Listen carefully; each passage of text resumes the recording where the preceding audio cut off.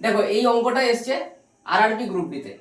অঙ্কতে কি আছে পরিষ্কারভাবে দেখো, আমাকে ফ্যাক্টর বার করতে দিয়েছে। ফ্যাক্টর মানে হচ্ছে গুণনীয়ক। তাহলে 1470 আমাকে কতগুলো গুণনীয়ক আছে সেটা বার করতে দিয়েছে। সংখ্যাটা দেখো আছে কত, 1470। এটা আমার প্রাইম ফ্যাক্টরে ভাঙতে হবে। দেখো আমি প্রথমে প্রশ্ন দেখতে পাচ্ছি এখানে শূন্য রয়েছে, শূন্য মানে 10, তাহলে এখানে আমি 10 আমি সরিয়ে রাখলাম। ঠিক আছে, আমি পাচ্ছি কত দেখো, তারপরে 147। 147কে যদি আমি ভাঙি কি পাবো, 21 ইন্টু 7।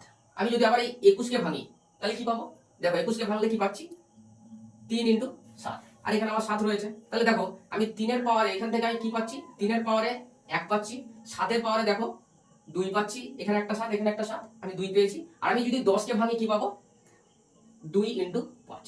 ঠিক আছে, তার মানে আমি 2-এর পাওয়ারে 1 পেলাম আর 5-এর পাওয়ারে 1 পেলাম। এবার দেখো, এবার আমার এখানে বার করতে দিয়েছে ফ্যাক্টর বার করতে দিয়েছে। ফ্যাক্টর বার করার নিয়ম কি বলতো, এটা সবাই জানো তো, এটাকে কি বলে, এটাকে পাওয়ার বা বাংলায় ঘাত বলে। ঠিক আছে, এই যে দেখতে পাচ্ছ মাথার উপরে রয়েছে, এটাকে পাওয়ার বা ঘাত বলে। যদি আমাকে ফ্যাক্টর বার করতে দেয় তাহলে আমি কি করব, কিচ্ছু না, ঘাত যা আছে তার সাথে 1 বাড়িয়ে দেবো এবং পরস্পর গুণ করব। দেখো 1 আছে 2 লিখলাম, 3-এর পাওয়ারে 1 আছে 2 লিখলাম, 7-এর পাওয়ারে 2 আছে 3 লিখলাম, 5-এর পাওয়ারে 1 আছে 2 লিখলাম, পরস্পর গুণ করে দিলাম। দেখো সংখ্যাটা কত আসছে, 2 দুগুণে 4, 4 3 12, 12 দুগুণে 24।